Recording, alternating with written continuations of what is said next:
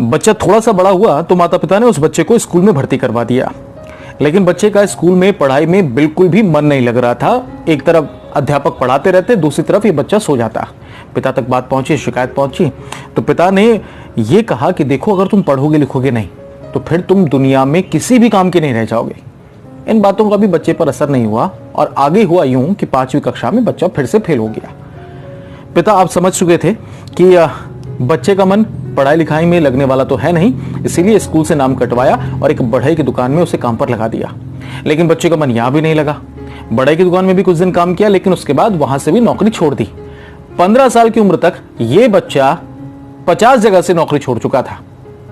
उसके बाद पिता ने एक लाल मिर्च की दुकान बच्चे को खोलकर दे दी।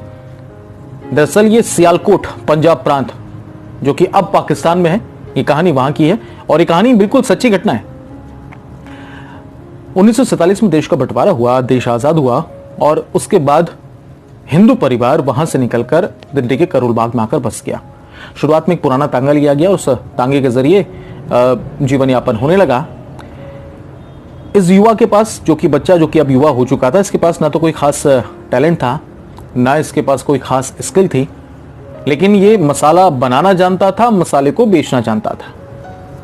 मसाले खरीदे जाने लगे, उन्हें पीसा जाने लगा और बाजार में बेचा जाने लगा।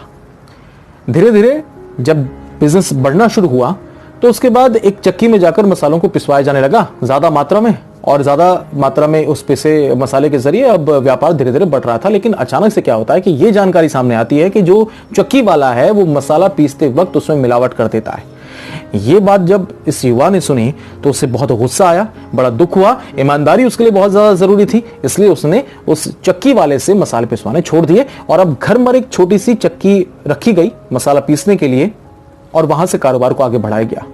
धीरे धीरे वो लगन आगे बढ़ती चली गई और शुरुआत हुई पहली मसाला पीसने वाली चक्की फैक्ट्री की, और उसके बाद वो फैक्ट्रियों की चेन बढ़ती चली गई और आज आप और हम उन्हें MDH प्राइवेट लिमिटेड कंपनी के तौर पर महाशय धर्मपाल गुलाटी के तौर पर जानते हैं। दरअसल ये तो थी एक ऐसे इंसानी कहानी।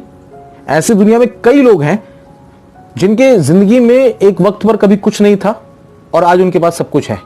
इन सारे लोगों की जिंदगी में, इन सारे लोगों के स्ट्रगल में, इन सारे लोगों की सफलता में एक बात कॉमन है कि उन्होंने अपने जीवन की इस यात्रा को बहुत ही छोटे स्तर से शुरू किया।